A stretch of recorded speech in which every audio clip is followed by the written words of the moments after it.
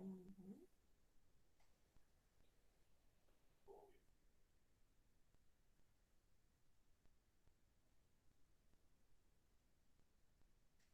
Eu vou dando as boas-vindas aqui. Espera, tá.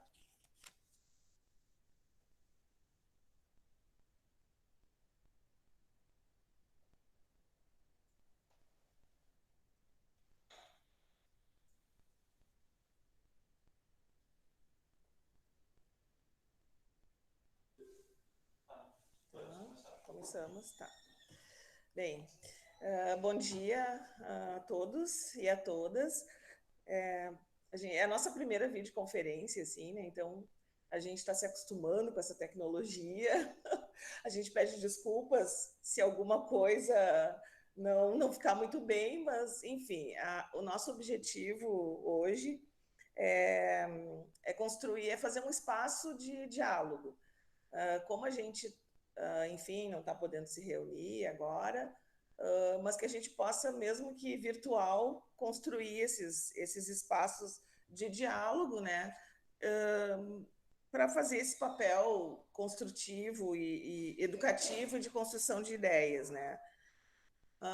Para quem não me conhece, eu sou a Maria Lúcia, eu sou enfermeira assistencial do Serviço de Enfermagem Cirúrgica e represento os enfermeiros e enfermeiras através da Associação dos Enfermeiros do Hospital de Clínicas de Porto Alegre. Essa videoconferência de hoje é uma das primeiras atividades de uma iniciativa que nós chamamos de Comitê de Crise da Enfermagem. Ele foi criado, então, pela Associação dos Enfermeiros, aqui do Hospital de Clínicas, conta com o apoio do Conselho Regional de Enfermagem, do COREN-RS, e também dos sindicatos dos enfermeiros do Rio Grande do Sul. Esse comitê, ele propõe-se a contribuir com o aprimoramento dos processos de trabalho e da gestão junto ao GENF, junto ao grupo de enfermagem. E, ao mesmo tempo, a gente pensa também em preservar a segurança das equipes de enfermagem que vêm atuando um trabalho de uma forma bastante complexa. Né? E também aproximar as pessoas através do diálogo e construindo as ideias. A pandemia ela trouxe vários desafios para a sociedade. Acho que ninguém, eu pelo menos, nunca tinha imaginado trabalhar numa pandemia, né? E acho que as pessoas também, mesmo não sendo da área da saúde, a pandemia modificou o comportamento das pessoas. Para nós da enfermagem, então, o nosso trabalho é fundamentado em metodologias, em referenciais teóricos, e reorganizar esse processo de uma forma segura para os profissionais e também para os pacientes está exigindo uma reflexão em cima desses nossos processos de trabalho.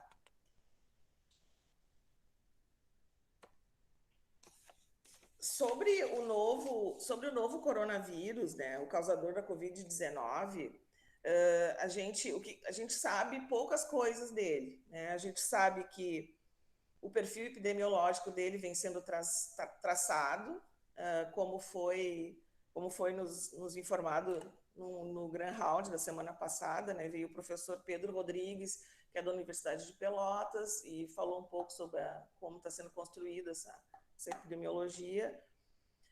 Sabemos também as informações através dos Grand Rounds daqui que ainda não existe um estudo clínico realmente fidedigno que indique o caminho certo para tratamento e cura. E também sabemos que ele é mais letal que o influenza vírus e é mais transmissível que o H1N1. Então, todas essas informações que a gente tem nos deixam trabalhando num cenário assim de medo, de susto, né?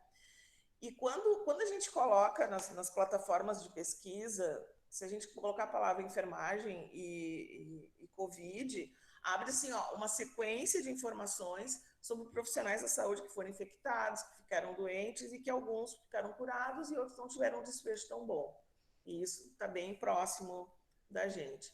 Então, considerando todo esse cenário gerador de tensão, pelo desconhecimento do coronavírus, e focando, então, na construção de um cuidado seguro para pacientes e profissionais, o nosso convidado de hoje é o enfermeiro Daniel Menezes de Souza, que é o presidente do Corém RS, e também é enfermeiro do grupo GHC, um hospital de referência para Covid-19, assim como um hospital de clínicas, que é graduado pela URGS, que é especialista em gestão de pessoas, tem uma experiência assistencial em diversas áreas da enfermagem e também já atuou na implantação dos protocolos de enfermagem na atenção básica e que vem falar um pouco hoje sobre capacitação e segurança dos profissionais de enfermagem na pandemia do coronavírus.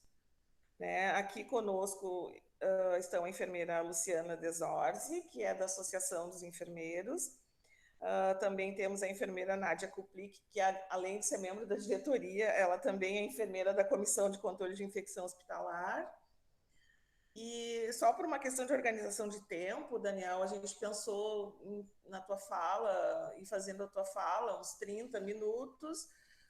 Já temos algumas perguntas, já chegaram pelo e-mail também, e outras pessoas pelo chat.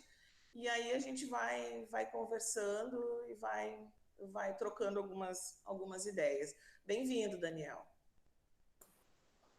Bom dia a todas e todos, né? Mas acho que por enquanto só eu o único homem, né? Então isso reflete a nossa profissão, então satisfação estar com vocês. Vou então ficar só me referindo ao feminino, tá? Bom dia a todas vocês, é uma satisfação, um prazer, né, estar participando. Eu tenho dito que a gente sempre está à disposição para todos os espaços, né, especialmente aí com vocês. Então, quando a gente conversou sobre essa proposta, eu prontamente aceitei, né, e disse para a Malu, então, que a gente estaria à disposição. Então, parabenizo aí a Malu e todos os demais membros da diretoria, e essa oportunidade da gente estar podendo conversar com os colegas enfermeiros, também a direção de enfermagem do hospital. Eu tenho colocado para os colegas todos, a gente se comunica muito, né, entre coordenações de enfermagem, colegas de todo o estado, que o Corém mais do que nunca está à disposição para participar desses espaços, né? Já era uma praxe, vem sendo uma praxe, na nossa período de atuação no conselho está bastante próximo, mas neste momento acho que mais ainda, né? Essa presença virtual, ela é necessária, como o Malu coloca, né? Então, um prazer estar com vocês, e fico à disposição, né, para todas as outras necessidades que surgirem, outras reuniões de trabalho, né? Eu já tinha falado com a Ninon que eu estava à disposição, né? O Corém está à disposição em relação ao clínicas para participar de qualquer outro espaço, e eu saúdo essa criação desse espaço aqui, porque é uma ferramenta muito necessária e prioritária para esse momento, né, que é o diálogo entre nós, né. Um breve relato, assim, para vocês, desde que começou a pandemia, especificamente aqui no estado, nós começamos a ter situações complexas a partir do dia 18 de março, né. Então, os primeiros 15, 20 dias, a gente teve muita dificuldade na enfermagem, no sentido de dúvidas, questionamentos e até algumas situações um pouco assim de crise, né, em equipes, e boa parte dessas situações eram realmente por conta de falta de diálogo, né, ou espaços, porque como foi tudo muito rápido, não deu tempo da gente conseguir se preparar da forma como gostaria, e no início, assim, a gente atuou muito fortemente, dando orientações e atendendo demandas na ouvidoria, né, para esclarecer, especialmente questão de EPIs e processos de trabalho, né.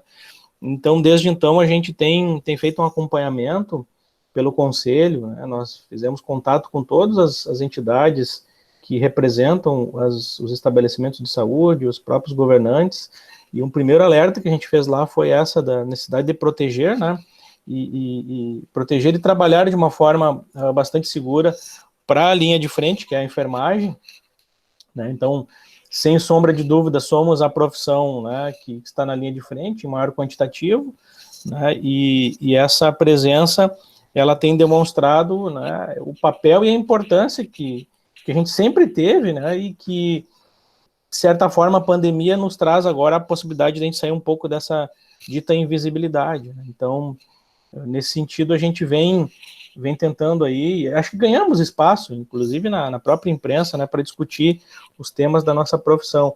Mas, especificamente, assim, eu queria fazer um relato, Manu, se tu permite, sim, do cenário mais geral, acho que era isso, né, e aí ficar à disposição para encaminhar os questionamentos. Então, nós ajustamos todo o nosso processo de trabalho. Hoje a gente não está, o Conselho não está com atendimento presencial, né, o único serviço que está atuando presencialmente é a fiscalização.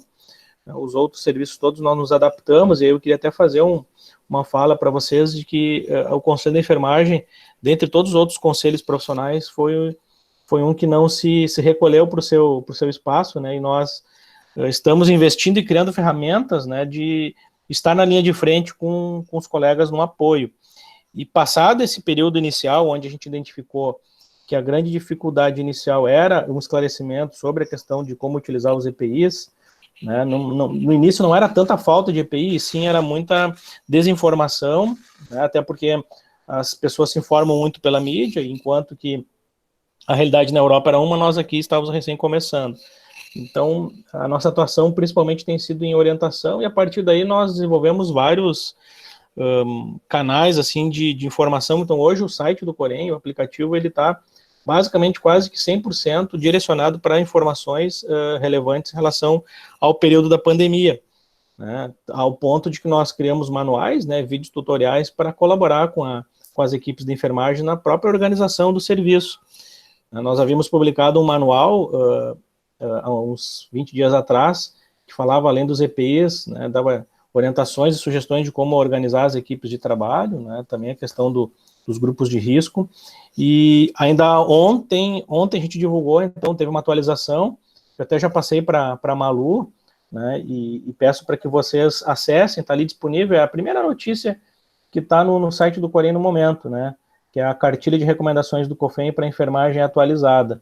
Então, além de considerar todas os protocolos, tanto da OMS quanto do Ministério da Saúde, nessa segunda revisão nós também incluímos alguns outros aspectos baseados em algumas outras evidências científicas, né, como a situação da utilização de máscara cirúrgica nos ambientes hospitalares e assim por diante.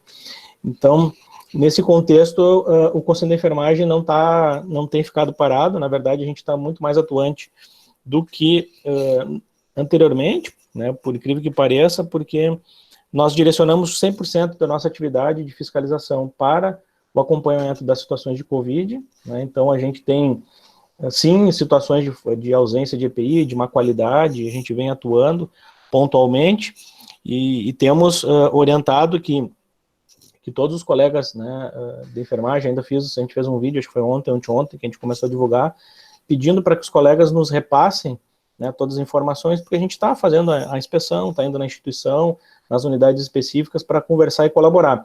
O intuito, né, do Conselho, nesse momento, é justamente ter elementos e colaborar para que a enfermagem realmente tenha um ambiente de trabalho seguro, e que a nossa população seja bem atendida, e que a gente possa ter esse canal de diálogo, né, tanto com os profissionais que estão ali de frente, como também com os gestores, né, as coordenações dos serviços, porque é bastante importante a gente ter essas informações em evidência, né. A gente que trabalha em grupos, né, que a gente gerencia crises e conflitos todo dia, e a falta de informação é uma situação que gera muitos conflitos, né. Então, eu saúdo mais uma vez esse canal, porque esses espaços eles são necessários para isso, tá? No cenário nacional, nós estamos enfrentando dificuldades em outros estados do país, vocês estão acompanhando, né? A nossa situação aqui no Rio Grande do Sul ainda não está crítica, né? A gente tem capacidade de atendimento, e a questão dos EPIs a gente está atuando pontualmente. Então, dentro da diretriz, todas as situações que a gente evidencia, até com relação à falta de pessoal, nós temos apontado, né, diuturnamente para a Secretaria Estadual de Saúde, para as próprias secretarias municipais. A gente tem mandado vários elementos para o Ministério Público Estadual, Federal, Ministério Público do Trabalho, e até porque essa é a cartilha, né, da fiscalização no momento, e a gente tem esses elementos para poder fazer essa construção.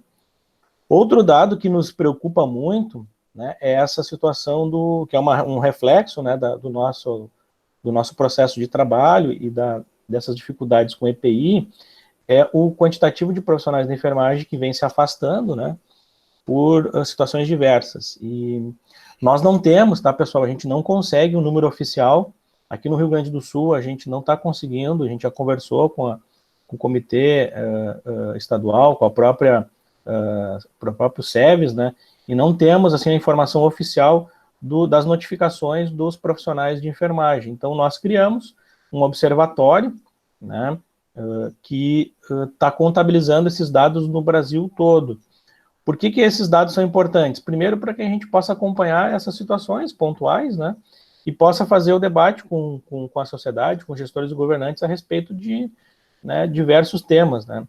Então, no Rio Grande do Sul, eu tenho dado atualizado aqui do dia 24 de abril, tá, que é o último que eu recebi, porque é uma plataforma que nós criamos no Conselho Federal, e ela necessita que os responsáveis técnicos façam a informação, no momento ainda é um formulário Google, mas os dados são tratados num software lá no COFEM, para não tenha repetição de nomes, assim por diante, e a gente está trabalhando para que semana que vem essa plataforma melhore, inclusive que o formulário seja acessado diretamente no site, até para favorecer o trabalho. E a outra forma de coleta é os próprios profissionais, né, que nos informam, né, ou seus familiares, para que a gente possa acompanhar. Então, no Rio Grande do Sul, até o dia 22, nós tínhamos informados 300 profissionais afastados, tá? Afastados em relação ao Covid-19. 240 com suspeita, né, em quarentena, ainda sem o diagnóstico confirmado, 43 com diagnóstico já confirmado, 11 destes com internação hospitalar no momento, nenhum óbito de suspeito, mas infelizmente um óbito de uma profissional, né, técnica de enfermagem confirmada lá do GHC, como foi amplamente divulgado. Então, esses dados, eles são importantes para que a gente possa justamente atuar, né, nessas situações, nas instituições onde tem mais dificuldades. Nós estamos fazendo, até para colaborar, né, com as empresas, com os hospitais, adquirindo máscaras, né, a N95, a gente conseguiu um contrato agora com a 3M de São Paulo, então foram adquiridas 500 mil máscaras para o Brasil, a gente está distribuindo já em alguns estados. No Rio Grande do Sul a gente começou a receber as remessas, é um quantitativo pequeno. Nós estamos trabalhando aqui para que o Corém também, a gente está publicando em breve um edital, um chamamento público, para tentar também colaborar e comprar um quantitativo, né, um investimento aí de até R$1 milhão, mesmo sabendo que não é uma competência do Conselho, mesmo sabendo que essa é uma competência, né, dos empregadores. A gente está no momento de tentar auxiliar, né, nesse sentido, né, até em solidariedade aos colegas, para que a gente possa tentar reduzir ao máximo essas situações, né, de contaminação e afastamentos, né, e paralelo a isso, a outra preocupação que nós temos, e certamente é a preocupação que os hospitais de referência devem ter no momento, que essa ampliação de leitos, especialmente de UTI e hospital de campanha, nós vamos precisar ter profissionais de enfermagem treinados para atuar na terapia intensiva, especialmente, né? Então, a gente sabe que grande parte da força de trabalho da enfermagem que tem experiência e atuação nesta área já está razoavelmente empregada, né? Então, nós temos muitos profissionais aí disponíveis no mercado, e a gente já registrou nesse último mês de março, que não é comum, mais de 1.600 novas inscrições. Isso não acontece, né? São geralmente 100 inscrições no mês de março, a gente passou de 1.600, né? Só que, ao mesmo tempo, a preocupação, ela é que a gente possa colaborar nesse processo de qualificação. Então, nessa contrapartida também, a gente conseguiu fazer aí um processo de licitação, e a Universidade Federal de Santa Catarina, então, foi a vencedora da concorrência, e vai ser ofertado, então, 300 mil cursos para profissionais de enfermagem aqui no Brasil, voltados para o tema de biossegurança e também cuidados intensivos, né, para os enfermeiros e para os técnicos de enfermagem. Então, está em processo de tramitação do convênio, logo vai ser disponibilizado. Então, são formas que o Corém e o COFEM está utilizando, né, com recursos financeiros, inclusive, para colaborar nesse processo, né? A gente sabe dessa dificuldade. E, além disso, todos os materiais que eu vinha falando para vocês. Então, esses dados do observatório, eu tenho falado isso com os colegas RTs, Por isso da necessidade da gente ter, né, essas informações atualizadas, e a gente pediu, foram mais de 3 mil ofícios que a gente mandou para, nós temos 3 mil RTs no estado, tá? A gente mandou para todos, claro que não são todos, né, que trabalham em estabelecimentos que são referência para o Covid, mas até para a gente ter essa comunicação, porque esses dados eles nos justificam, né, perante os órgãos de controle, né, o próprio TCU, o porquê desses investimentos financeiros nesse momento. Tá? A nossa preocupação, então, está relacionada à questão dos EPIs e também o debate sobre a questão dos remanejos, né, dos colegas profissionais de enfermagem que compõem o grupo de risco.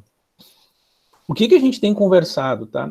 Primeiro, né, inicialmente a gente tem enfrentado algumas dificuldades e agora, já nesse segundo período, a gente já tem visualizado e tido informações de que esses requisitos têm sido considerados. Porque enquanto a gente não conseguir, né, ter certeza de que o colega que compõe o grupo de risco, ele já tem imunidade para o vírus, né, é muito... isso está na recomendação, inclusive, do COFEN, e está agora de novo, de uma forma um pouco mais detalhada nesse material que saiu ontem, né, a possibilidade desse colega vir a ter, né, ser vitimado, ela é maior. Então, eu conversava que a estratégia, a gente entende que a estratégia de, nesse primeiro momento, não expor, ou expor ao mínimo possível os colegas do grupo de risco, ele inclusive vai facilitar o próprio remanejamento futuro das equipes de trabalho, porque se esses profissionais se afastarem e adoecerem agora, já não, né, eles não poderão ser, né, utilizados daqui 15, 20, 30 dias. Então, a estratégia, né, o próprio Conselho de Medicina também está orientando da mesma forma, é que se preserve nesse momento o máximo possível esses colegas e aqueles que não compõem o grupo de risco que possam atender a linha de frente, né. Futuramente, a gente conseguindo testar todos os profissionais, aqueles que já tiverem imunidade, a gente fica mais tranquilo saber que ele, né, vai ficar menos exposto, né, embora ainda tenha essas divergências em relação a quanto tempo depois de contaminado, né, se adquire, né, a imunidade, mas eu acho que é um caminho interessante. E nós, enquanto Sistema COFEN-COREM, nós temos feito algumas falas, assim, uniformes no Brasil, e esse é um ponto positivo também. A enfermagem está muito bem alinhada às suas entidades, né, e não só o próprio COREM, eu sei que a Cláudia do SERG está acompanhando, eu vi que ela entrou também aqui na videoconferência, a gente está fazendo esse trabalho articulado, todas as entidades da enfermagem, né, então é um momento muito importante da nossa união. E a gente fica à disposição para ficar colaborando nesse sentido, né? Mas o discurso que eu coloquei era esse. Primeiro que a gente já está, enquanto entidade, né, de classe no Brasil todo, alertando os próprios governantes, né, para que tenham políticas de produção desses EPIs aqui no nosso Brasil. Nós temos insumos, né, matéria-prima para produzir EPIs, né? A nossa Petrobras produz a matéria-prima inicial, então a gente tem feito esse apelo para que os governantes, né, realmente façam um investimento, assim como foi feito recentemente agora com algumas indústrias que vão passar a produzir, estão produzindo respiradores, né, ventiladores, que também seja feito isso com a indústria brasileira no sentido de modificar suas linhas de produção para que tenham, né, EPI, porque os recursos foram liberados, né, a gente está aí com um orçamento para fazer aquisição e com algumas dificuldades, né, que justamente a gente, nessa tentativa de compra de máscara em 95, a gente está verificando essa... Primeiro, né, um inflacionamento bem grande, né, desses produtos no mercado, né, que isso gera um certo prejuízo. E outra, essa centralização, né, e muita dependência dos produtos importados. E outro é que a gente precisa, sim, né, trabalhar para que os profissionais de enfermagem, em especial dos hospitais que são referência, que façam a testagem desses colegas que estão na linha de frente, né. A gente tem ouvido aí que não consegue testar a população toda por falta de insumos, né, mas ao mesmo tempo eu tenho visto, e até tem um levantamento que nós fizemos ontem, né, uma quantidade de laboratórios privados que estão oferecendo, né, esses exames para a população em geral, ao custo que varia de R$250 a R$400. Então, a gente precisa também ter esse cuidado em relação à testagem, né. Então, Malu, eu tentei fazer uma síntese bem, que nem diz os advogados, uma apertada síntese, assim, meio geral, para ficar à disposição agora um pouquinho mais de tempo para responder pontualmente, né, as perguntas.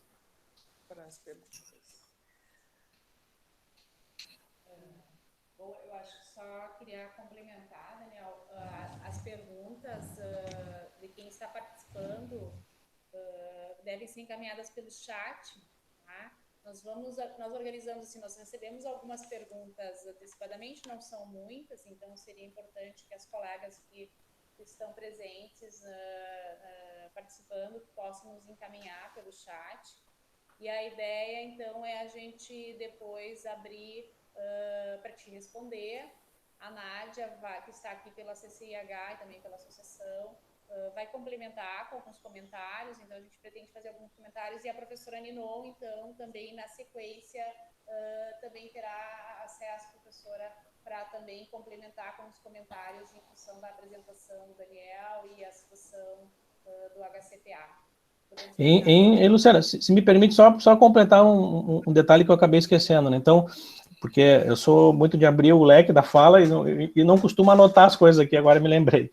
Desculpa, tá? Mas além desse trabalho da fiscalização, essas orientações todas que a gente está colocando, além dessas estratégias de qualificação, né, de comprar cursos, né, para os profissionais, e também além dessa situação dos EPIs, que a gente está tentando colaborar com doações, nós desenvolvemos, já na primeira semana, um canal que a gente está divulgando, né, no Brasil, que é Enfermagem Solidária.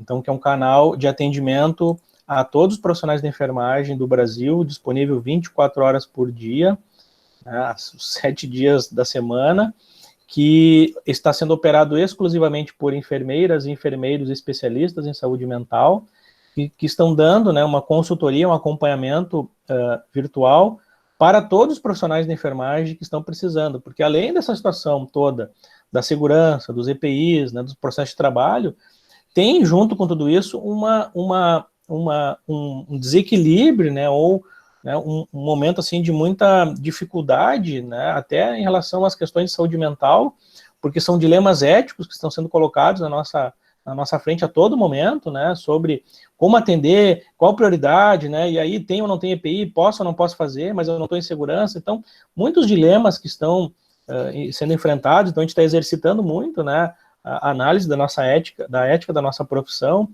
e a gente sabe que os próprios colegas que estão em quarentena, que estão afastados, né, o sofrimento que isso está gerando nas famílias, então a gente criou esse canal para justamente tentar dar esse apoio, né, no momento é algo assim extraordinário, já foram mais de 2.500 atendimentos em menos de 20 dias, né, e é um grupo de profissionais enfermeiros que está trabalhando exclusivamente, né, então se quiser entrar na madrugada, vai ser atendido na madrugada, então está nas 24 horas do dia, né, tem até um site específico ali, que agora eu não estou com ele aberto aqui, mas é só entrar no site do Corém e do COFEM, que tem o acesso, então é importante para divulgar para todos vocês também, colegas, e que repliquem isso nas equipes, tá? Daniel, aproveitando esse tema, ele é possível acessar pelo aplicativo? Ele é assim, ó, ele é um chat, tá? Então, eu acho que pelo aplicativo do Corém não consegue, porque tem que entrar pelo site, tá? Eu já abro aqui e já passo para vocês o endereço. Se entrar na página inicial do site do Conselho Federal de Enfermagem, já vai abrir já automaticamente um chat com a disponibilidade de clicar ali e já começar o atendimento, tá? No site do Corém tem um linkzinho redirecionando, né? Então, pelo aplicativo, não, mas pode usar o navegador, né, o navegador do smartphone, e ter o acesso ali também. Então, com o celular e com um fonezinho de ouvido, consegue fazer o atendimento. Inclusive, se quiser fazer atendimento no intervalo, por exemplo, né, da jornada, o pessoal consegue fazer. Então, ele está bem, tá disponível e fácil o acesso. Enquanto isso, eu abro aqui o endereço onde tem o site, onde está sendo aglutinado todas as informações nacionais. Nós temos uma pergunta, já falando de dilema ético. Jéssica, pode me ver, me alcançar, por favor? Tem uma pergunta aqui relacionada a EPIs e atendimento ou não do paciente.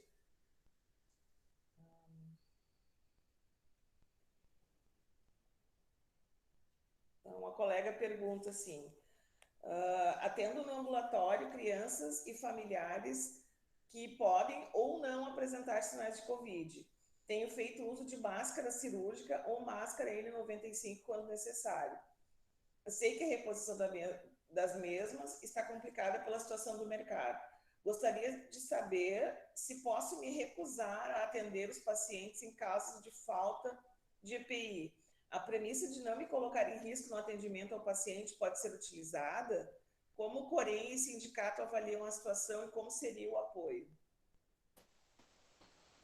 Pois então, nós, quanto conselho profissional, a gente não está orientando, né, que ocorra desassistência, né? A gente tem colocado que precisamos que, nesse processo de trabalho, todos os entes participem, né, e tem muito cuidado para que a omissão não possa se configurar como omissão de socorro, né. Então, assim como o Código de Ética fala que nós temos que podemos, né, interromper a nossa atividade se não tiver segurança ou risco de vida, né, também tem um outro dispositivo que diz que nós não podemos nos negar a atender situações de urgência e emergência e também situações de crise, pandemia e outras situações. Então, é bem delicado e bem complexo, porque neste caso, né, a orientação que o Corém dá, e está lá nas perguntas e respostas, né, que precisamos ter que esse fato, antes da recusa, ele precisa ser levado ao conhecimento, né, do gestor imediato, que aquela ausência de EPI está colocando em risco, né, a sua assistência, né, e a partir daí, né, aguardar as providências e tomar suas decisões também de fórum íntimo, porque algumas decisões, se não forem bem fundamentadas, elas podem reverter, né, em prejuízo para o próprio profissional. Então, eu tenho dito que é muito difícil, e todos nós que trabalhamos na situação de ética e bioética, que não existe, muitas vezes, uma resposta definitiva e conclusiva, né? Mas a orientação do Conselho, neste momento, é que não se interrompa o atendimento, né, em situações que possam ser remediadas pelas empresas, né? Então, por exemplo, um ambulatório, tá na recomendação que foi atualizada ontem, todos os profissionais da enfermagem que atuam em áreas assistenciais, onde tem circulação de pessoas, em especial porque a gente sabe que o vírus está transitando de forma comunitária, inclusive em algumas instituições hospitalares, né, a recomendação do manual passou a ser que todo profissional que circule nessas dependências, né, e ali tem um gráfico, uma tabela específica do ambulatório, para que o profissional utilize a máscara cirúrgica também. Tá? A partir do momento que a população está sendo orientada a utilizar máscara, né, na sociedade, eu falava isso semana passada, né, o COFEN atualizou a sua recomendação, e até baseado num estudo científico, tá? Então tá na literatura, ali na referência, o porquê dessa medida. Então, nesse caso, a gente entende que deveria estar sendo utilizado máscara, e pelo que a gente vem acompanhando, esse processo ele tem sido ampliado. No início havia uma restrição grande, até por esse receio do desabastecimento de EPI, mas hoje a grande parte das constatações que a gente está tendo é que está sendo oferecido, né, ou máscara cirúrgica, ou o escudo facial, a máscara facial, né, que ajuda bastante também nesse momento. Tá? Então, paralisar a atividade profissional em momentos de pandemia e de crise pode também ser uma infração ética, né? Então tem que ter essa ponderação dos colegas nesse sentido.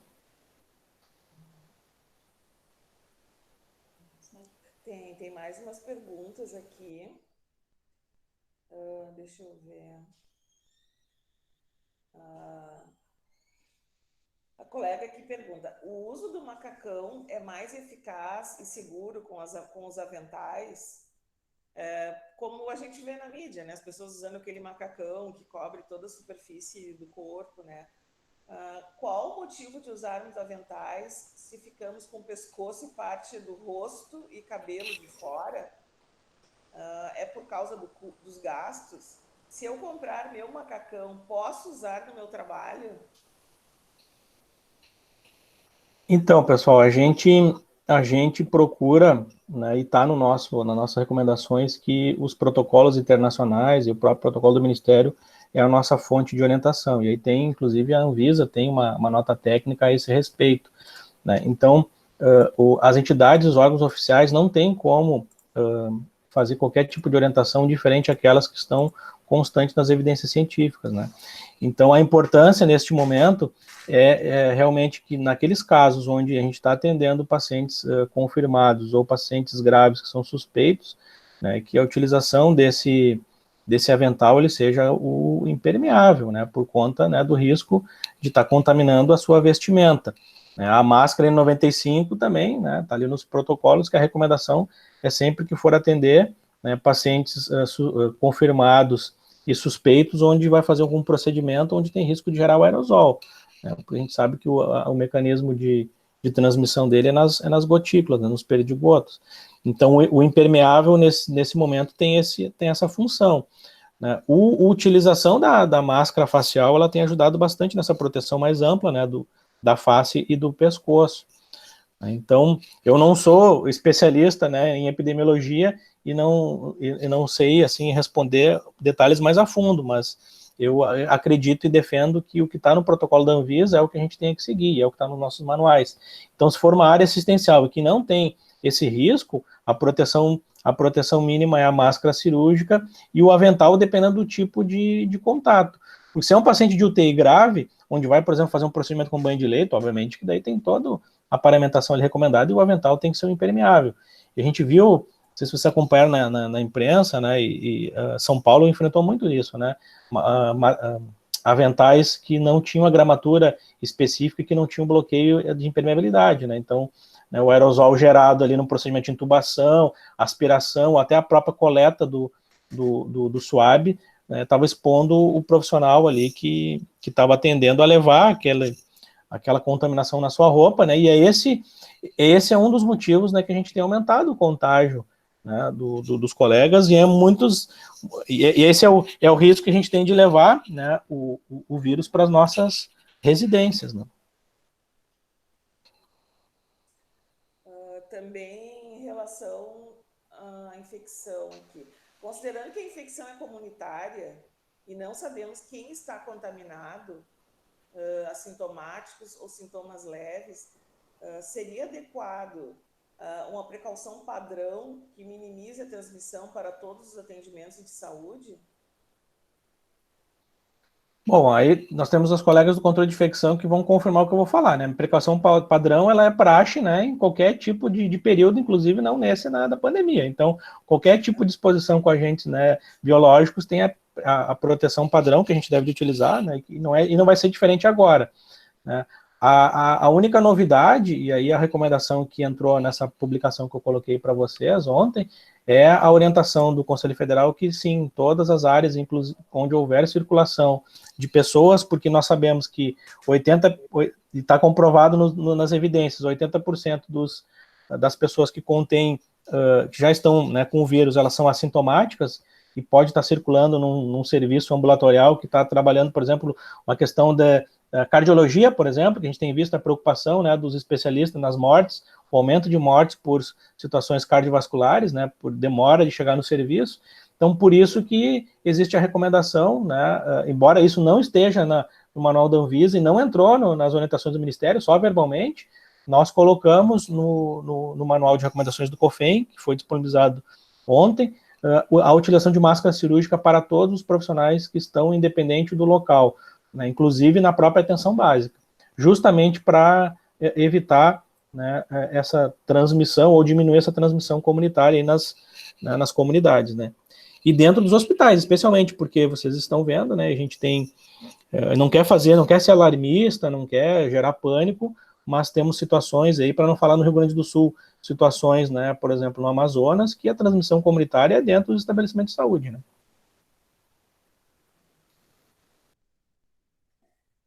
Bom, enquanto as perguntas vão chegando, tu quer comentar alguma coisa? Acho que eu vou levar. É importante o que eu acho que o Daniel está colocando e a diferença em relação às orientações aqui no hospital.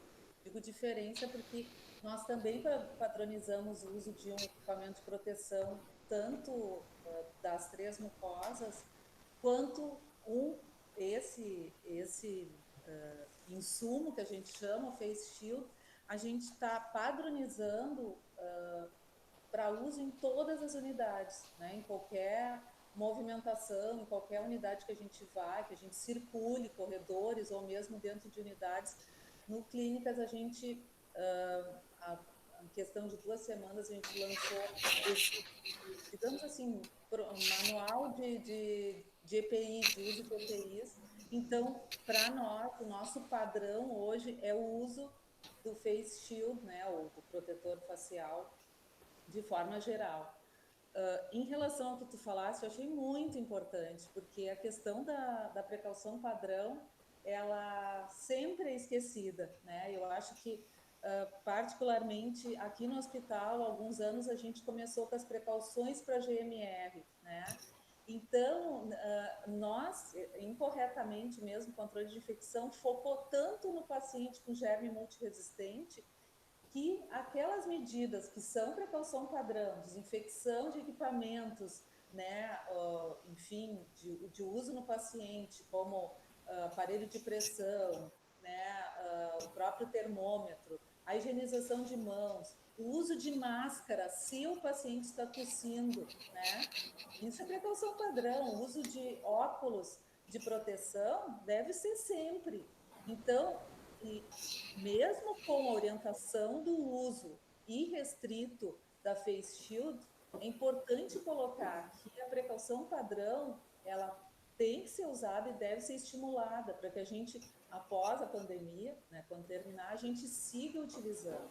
Muitas vezes a gente nota colegas da linha de frente na emergência não utilizando óculos de proteção porque o colega vai falar, né? Hoje é diferente, hoje todos nós estamos atrás da nossa proteção facial, né? E, enfim, da máscara.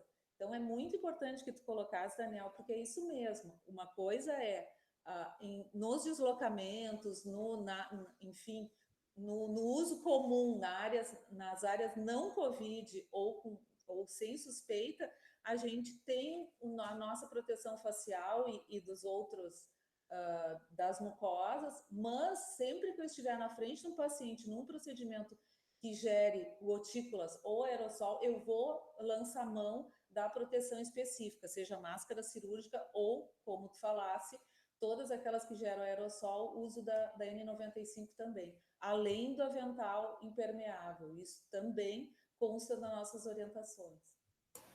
E a gente tem falado, eu como conselho, e até algumas capacitações de outros temas, que o nosso principal problema de saúde no mundo é a infecção hospitalar, né? Então, existe sempre essa preocupação para os índices de permanência, taxa de ocupação dos próprios leitos, né, de internação e UTI, são relacionados. Então, essas medidas que a gente está exercitando bastante agora, né, por conta da pandemia, elas precisam ser mantidas. Já deveriam estar sendo feitas, precisam ser mantidas.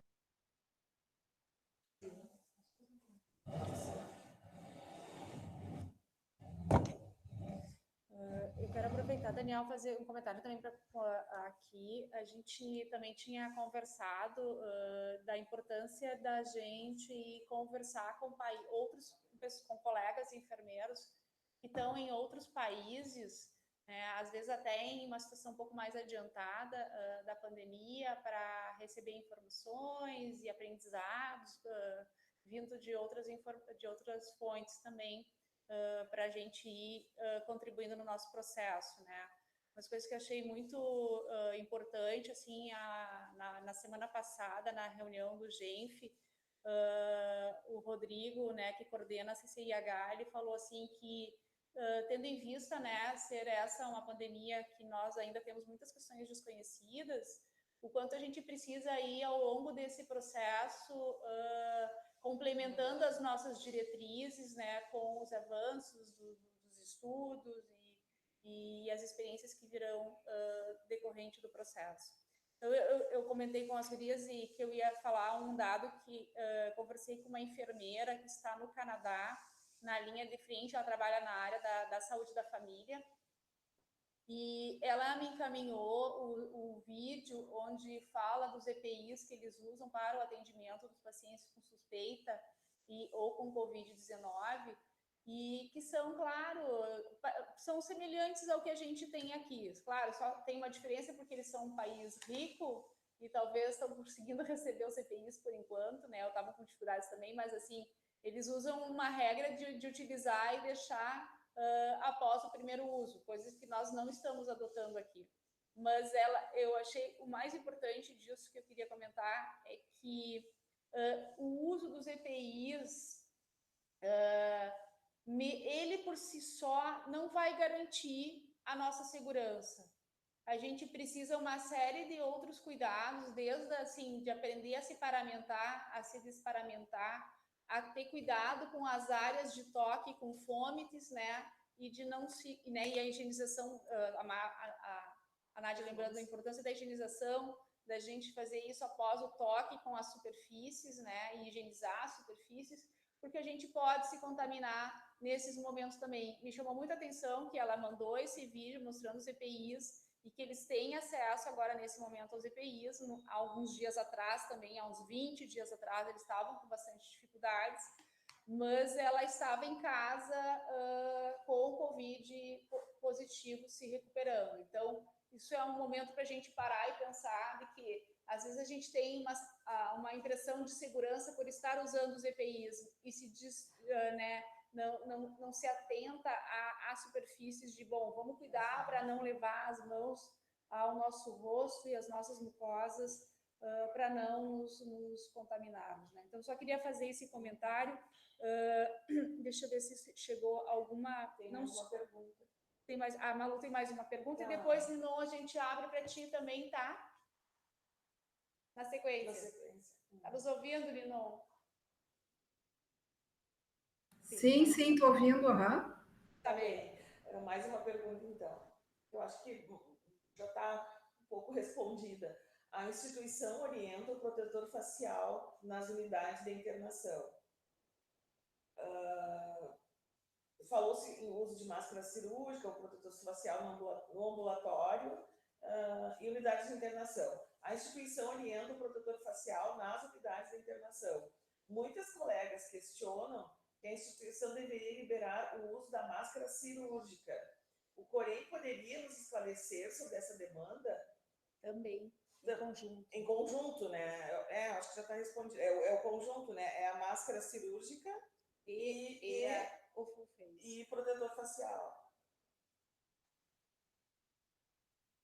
Vocês querem comentar? É para mim responder, né? Bom, eu cliquei uma coisa errada aqui. Voltou. Bom, eu entendo, né? E aí as colegas do controle de infecção podem me ajudar, mas eu entendo que, bom, como a transmissão e a nossa preocupação é por gotículas, né? Entre a máscara cirúrgica e o protetor facial, eu entendo que o protetor facial ele protege mais, né, nessas áreas onde não tem o contato direto com o paciente COVID, né? São essas áreas de circulação geral, né? Então, o protetor facial mais a máscara cirúrgica, me parece que seria para aqueles atendimentos mais próximos, né, porque é o que está isso, e é o que está nas recomendações, aquele atendimento mais próximo dos casos suspeitos e quando for confirmado o procedimento, além do escudo, é a máscara N95. Então, eu respondi esses dias um questionamento, né, então nessas áreas onde não são referência COVID, onde não tem atendimento de paciente COVID, né, a utilização do escudo facial, eu entendo que protege mais do que se fosse utilizar a máscara cirúrgica. E os dois de forma conjunta, me parece que vai ser uma utilização em demasia de um material que poderia ser utilizado de uma forma um pouco mais racional. E eu estou falando com base no que eu tenho lido aqui das recomendações própria do COFEN e do Corém e das orientações da Anvisa e do Ministério da Saúde. Eu quero fazer só um comentário, assim, porque eu acho que é importante, assim, acho que essa dúvida em relação a que os colegas trazem é um pouco assim, ó, por exemplo, se eu estou sentada na frente do paciente e ele espirrar, eu estou protegida. Mas, às vezes, no atendimento ambulatorial, o paciente vai estar numa posição diferente. E se ele espirrar ou tossir, eu estou numa posição mais elevada de atendimento. A gente não tem essa certeza de que o full face nos protegeria por completo. Eu acho que quando eu estou em atendimento mais equidistante ou onde a pessoa, se ela espirrar, as gotículas virão para cá. Mas, por exemplo, a Conca está por perto, a Conca senta um pouquinho mais para cá.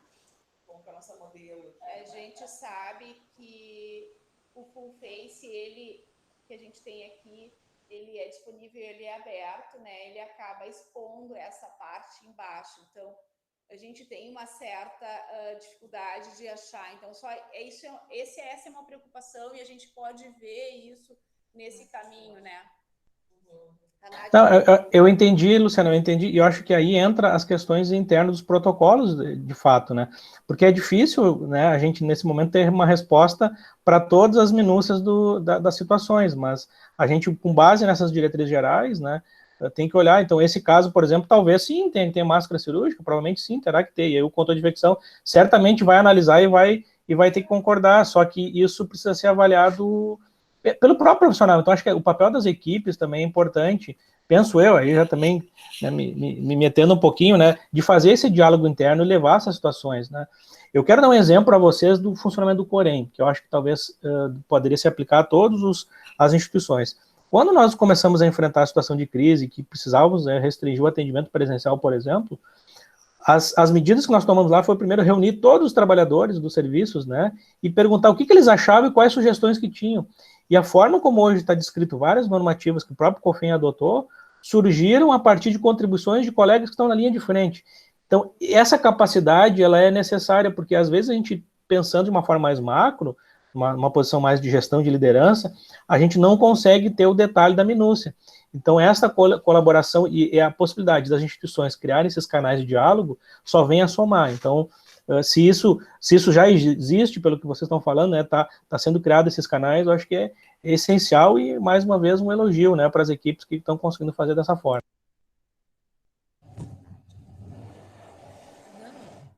Excelente, Daniel, exatamente. A gente construiu esse documento e continua construindo, né? Nesse momento, a gente está recomendando o protetor facial, enfim, um uso mais, como é que eu posso dizer, padrão ou generalizado na instituição, mas nessas situações específicas que a Luciana falou e que acontecem no dia a dia, por posicionamento do paciente, um paciente que está tossindo, precaução padrão, eu vou proteger, né? Vou colocar a máscara facial para proteger a minha boca, porque provavelmente este procedimento vai gerar gotículas na minha, né? Entrar em contato com a minha mucosa. Então é muito importante, parece assim, a instituição não tirou a máscara, não proibiu a máscara cirúrgica, nós estamos fazendo um uso racional da máscara, assim como outras instituições. Né? Não é o Clínicas que é pioneiro. Várias outras instituições também lançaram mão de um protetor, de um material de uso mais permanente, né? Que o profissional tenha e possa higienizar ao final do seu turno e usar no outro dia, exatamente por situação, como tu colocasse antes, de contingência. Né? A gente...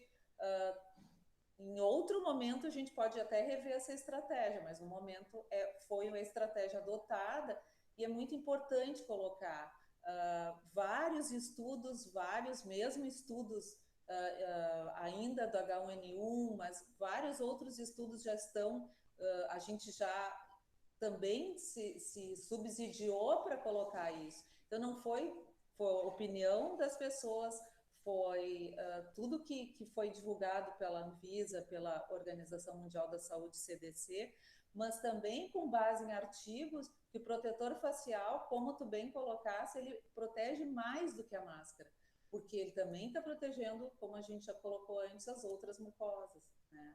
Então, era isso.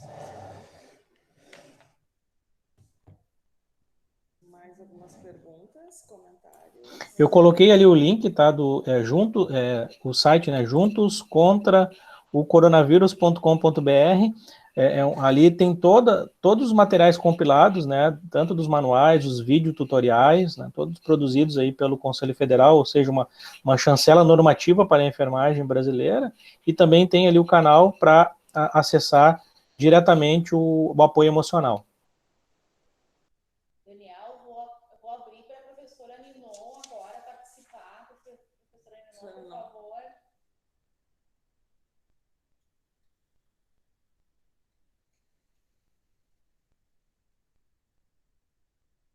Acho que ela está nos ouvindo. Tá nos ouvindo. Tem que abrir o teu microfone. Escutei, sim. É que a gente tem uma situação que, quando vocês falam, a gente tem que aumentar bastante o volume, e que quando o Daniel fala, a gente tem que diminuir bastante o volume, porque os sons, a altura dos sons estão bem diferentes. Então, a gente fica para lá e para cá, correndo, aumentando, diminuindo. E, às vezes, eu não escuto um pedaço do que vocês falam. Mas é para eu falar agora, gurias? A gente vai poder reassistir, então.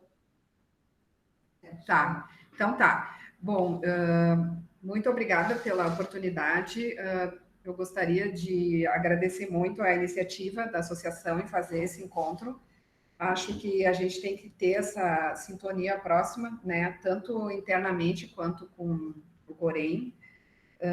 Queria muito também agradecer a disponibilidade do Daniel, que é sempre um parceiro, né? Eu sempre falo isso, Daniel. A gente, o Daniel já citou, né? A gente tem mantido contato e já pensamos também de organizar uma fala dele aqui no hospital, talvez até naquele formato que a gente tem feito da reunião com as lideranças. E pensamos também um momento de apresentação para o Daniel, né? Das nossas iniciativas. Eu acho que essa troca é bem importante, porque ele também pode nos dar essa noção mais sistêmica pelo conhecimento e a visão ampliada que o Corém tem, né, justamente pela interação, né, direta com diferentes instituições.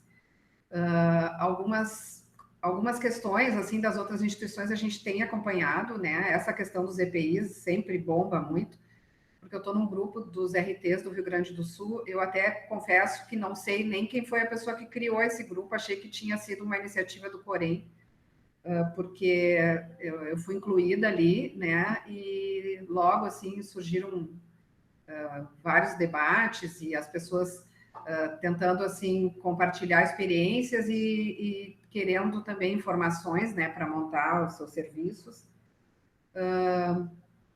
Mas, então, bom, aquela fala inicial do Daniel, assim, me identifiquei muito, né, eu acho que todas nós aqui do hospital, que estamos conectadas aqui da coordenação, acho que a gente se identificou muito, porque essa pandemia, né, obviamente, por ser uma pandemia, começou assim, de um jeito inesperado, rapidamente, e a gente precisou preparar tudo muito rápido, ter uma agilidade muito grande, e ao mesmo tempo que a gente ia preparando, a gente ia fazendo, né? Então, acho assim, até que agora a gente está num outro momento, um pouco mais tranquilo, um pouco, né, com as coisas um pouco mais discutidas, organizadas, enfim.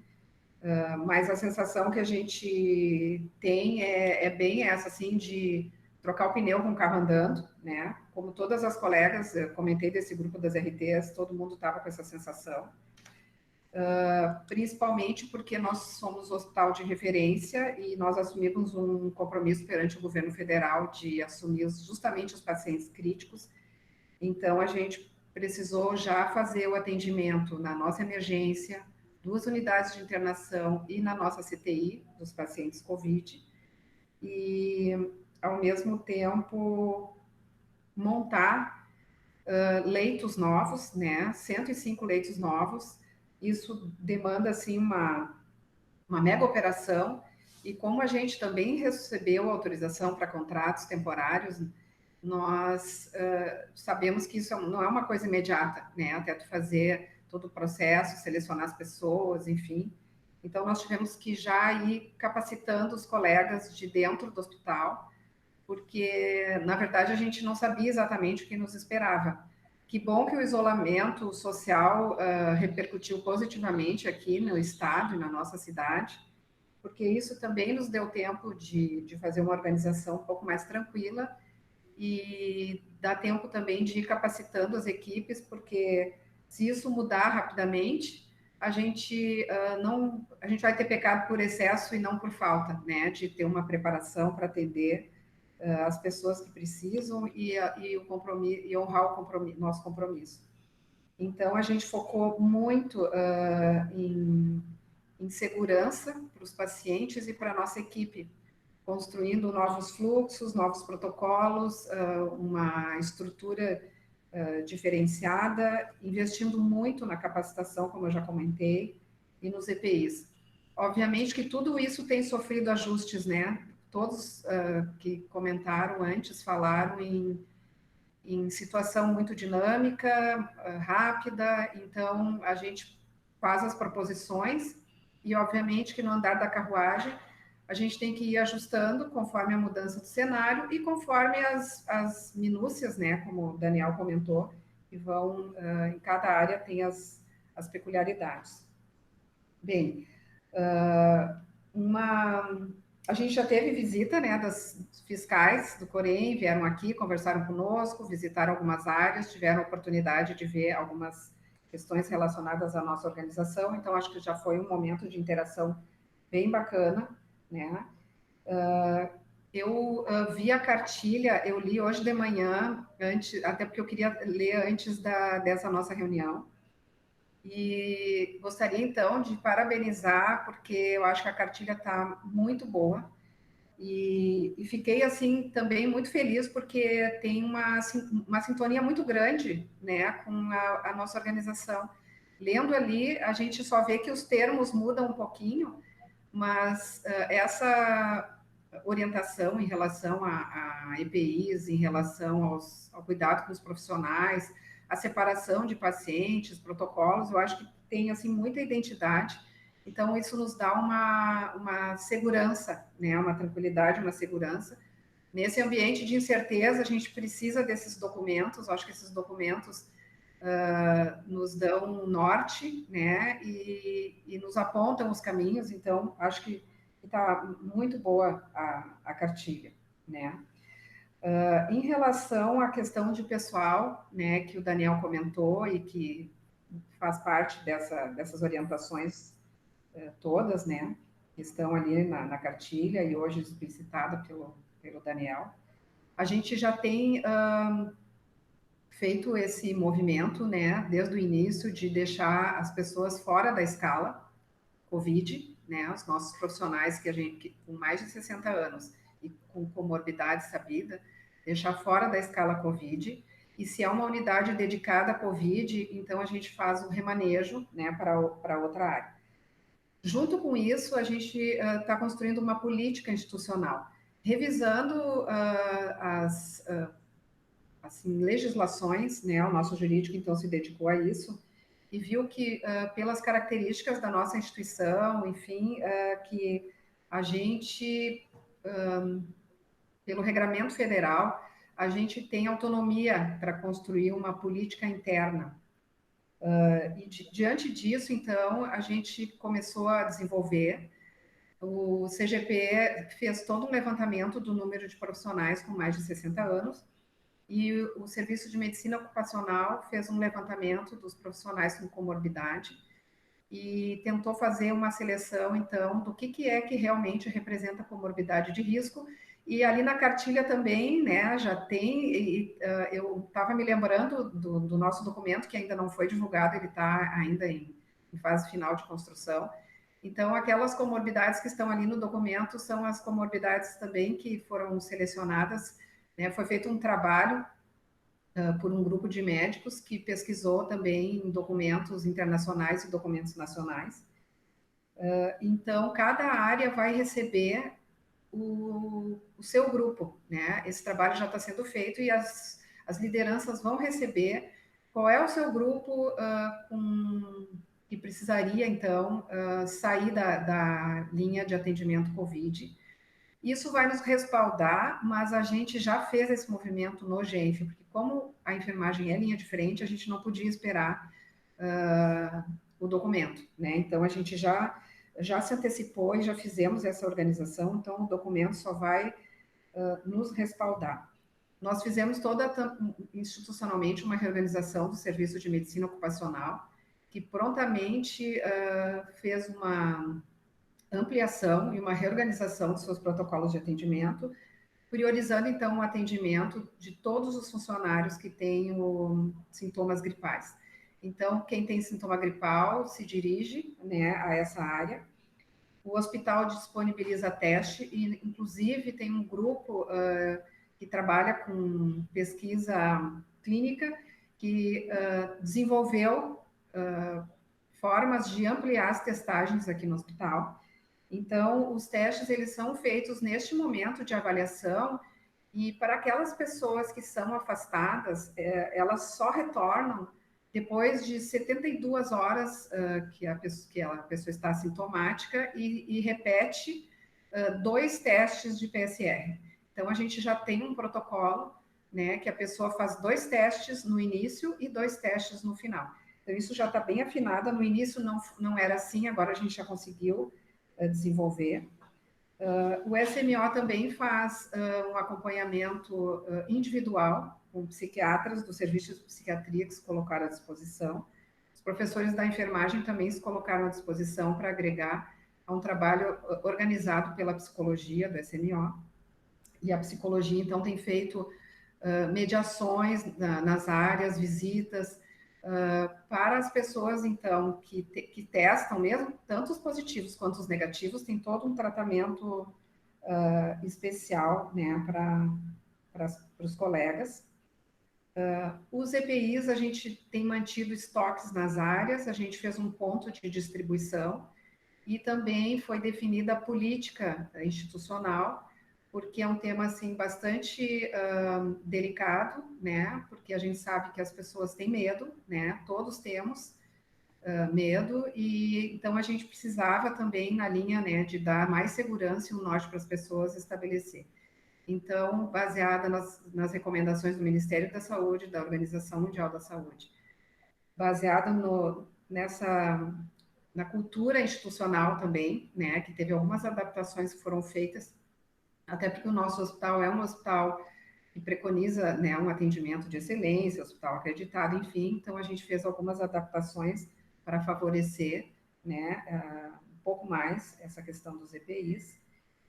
E nós temos também uma dinâmica de avaliação do tipo de atividade laboral, né, das pessoas.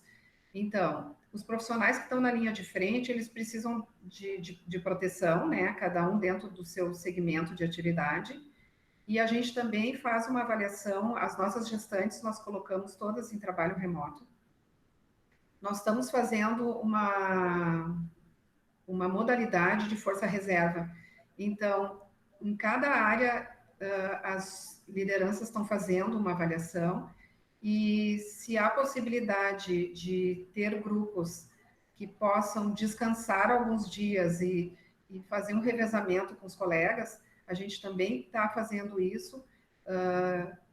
Pensamos até que ia ser difícil no início, porque a gente precisava mapear todas as necessidades das áreas antes de poder fazer esse revezamento, mas a gente também está fazendo tudo ao mesmo tempo, né? A gente está tentando remanejar as pessoas para atender as necessidades das áreas, porque a gente tem unidades, né, que reduziram muito o atendimento e até fecharam, então a gente remanejando as pessoas para atender necessidades das áreas, tirando as pessoas, né, esse grupo mais especial, se eu posso chamar assim, das áreas COVID, e também tentando fazer essa força-reserva para o caso de a gente ter realmente, assim, um cenário muito crítico, que a gente tenha pessoas, né, grupos sempre saudáveis que possam revezar com colegas que eventualmente adoeçam, né. Falando nessa questão do adoecimento, eu já falei dos testes, né, de todo o suporte que a instituição está dando, e a gente teve 17 colegas, então, positivos, mas o que nos chamou a atenção, então, aqui no hospital, no início, é que a gente tinha uma expectativa que as pessoas se contaminassem no atendimento aos pacientes, porque a gente via muito na televisão, né, que na Europa isso estava acontecendo muito, mas, por enquanto, não é essa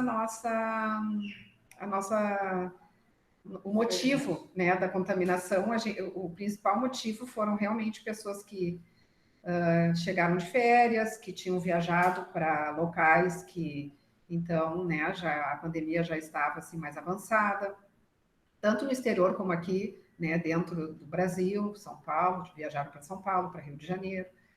E depois aconteceram algumas contaminações a partir dessas pessoas que vieram, né, e dessas 17 pessoas, 7 ficaram afastadas, né, o tempo necessário, já voltaram ao trabalho, e então a gente tem acompanhado, né, bastante de perto, Um comentário que a Luciana fez da gente fazer essa troca, né, com instituições internacionais, vai ser divulgado, mas eu já vou antecipar, então, que o próximo Grand Round da semana que vem vai ter essa dinâmica interativa. A gente vai fazer uma atividade interativa com um hospital canadense, e então a gente vai ter essa oportunidade, né, de ver essa experiência deles e como é que as diferentes equipes se organizaram, as equipes das linhas de frente.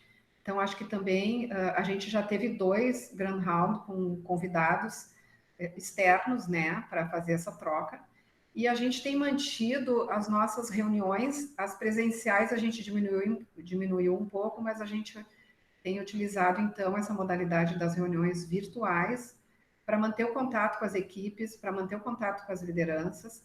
Então, a gente tem tido reuniões com a presença da CCIH, né, para orientar sobre questões gerais e sobre EPIs, com o SMO para orientar toda essa questão, né, da gestão de pessoas em tempos de Covid. Nós vamos fazer com a psicóloga que está fazendo esse trabalho todo junto à nossa equipe, a gente já fez um convite para ela. Vamos fazer um convite para o Daniel, né, participar dessas reuniões. Então, acho que é só uma ideia geral, assim, de como é que a gente está nesse cenário, para dar principalmente por causa do Daniel, porque os colegas daqui já têm acompanhado bem de perto. Obrigada. Só avisando, assim, que nós marcamos até as 10h30, né? Então, a gente tem 6 minutos ainda para perguntas e comentários. Vou abrir, então, para o Daniel. Não, antes do Daniel, então, professora Elisiane, gostaria de fazer um comentário. Professora Elisiane. Obrigado, Maria Lúcia. Obrigado, Daniel, por essa oportunidade de estar aqui compartilhando contigo essas vivências, esses conhecimentos. Como a Ninon falou também, o material de vocês ficou muito bom e ficou muito relacionado com o que a gente tem preconizado aqui junto no hospital com a CCIH. E obrigado pela associação também por estar nos disponibilizando essa oportunidade, esse contato, e de a gente poder seguir com esses encontros virtuais, né, em tempo de Covid, que eu acho que é bem interessante. Como a gente já comentou, diferente de outros países, a gente tem tido a oportunidade de nos organizarmos, tanto do ponto de vista pessoal, de equipamentos, espaços de atendimento, né? A Ninon já fez vários comentários sobre as ações que a gente tem feito, e eu queria enfatizar ainda todas as oportunidades de capacitação que a gente tem se organizado, que a gente tem organizado dentro do hospital, com o apoio do SED, com o apoio da CCH, em várias temáticas, como educação em controle de infecção hospitalar, de modo específico para o coronavírus, sobre o uso de EPIs de assistência aos pacientes com suspeita de infecção por Covid, sobre orientações sobre o uso de equipamento de proteção individual na paramentação e desparamentação nos cuidados em saúde. Em relação a esse último, existe toda uma organização do SED, né? Nós já tivemos 1.243 pessoas capacitadas para essa questão da paramentação e desparamentação, e a gente segue com vagas em aberto para que todos possam fazer. A gente iniciou com as áreas, né, de atendimento dos pacientes Covid, agora ela foi aberta para as outras áreas também, então acho que isso é uma iniciativa super legal, institucional, que a gente tem também. E a outra questão que eu gostaria de destacar foi a oportunidade que a gente teve de iniciar de modo precoce com a vacinação, né, de toda a equipe, né, de professores, de todos os funcionários, de estudantes, né. Abrimos no final também para os terceirizados, e isso foi liderado pela equipe do Serviço de Enfermagem Ambulatorial, apoiando o CMO nesse momento, o SMO nesse momento que a gente tem uma demanda maior de atendimentos dentro do Serviço de Medicina Ocupacional. Então, acho que são iniciativas bem legais que a gente está conseguindo organizar, né, e apoiar, né, todo mundo que trabalha aqui dentro com a questão da segurança no atendimento.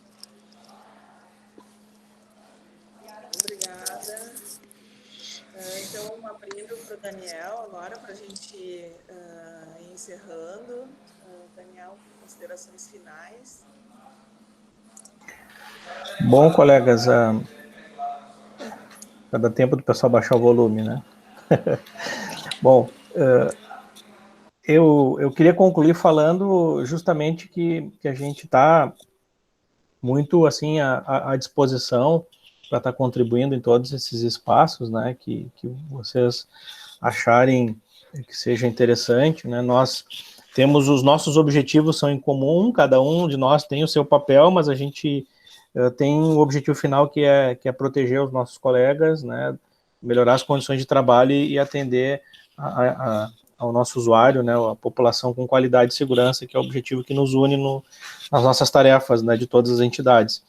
Então, eu continuo assim só colocando que a gente tem os canais, né, disponíveis, né, do Corém, né, para todas as demandas, desde denúncias de situações específicas, né, que a gente possa estar intermediando, né, até esse canal, né, do auxílio, do apoio emocional. Gosto muito de colocar que a enfermagem, né, tem um papel decisivo, né, está tendo um papel decisivo e relevante, né, essencial no enfrentamento da pandemia. Então, queria deixar uma mensagem também de apoio, solidariedade e elogio a todos os colegas, né, enfermeiros, enfermeiras do Hospital de Clínicas. Queria também que retransmitisse essa fala para todas as equipes, né, os técnicos e também, né, os demais profissionais de enfermagem, alguns auxiliares também que porventura ainda existam, né, no sentido de que a gente tem se preocupado muito em dar esse apoio, mas também propiciar que a sociedade como um todo, né, os próprios governantes, nossos parlamentares, eles nos enxerguem, né, como realmente uma prioridade e a gente possa desenvolver em nossos projetos, né, futuramente, né, de algumas lutas históricas que nós temos na categoria.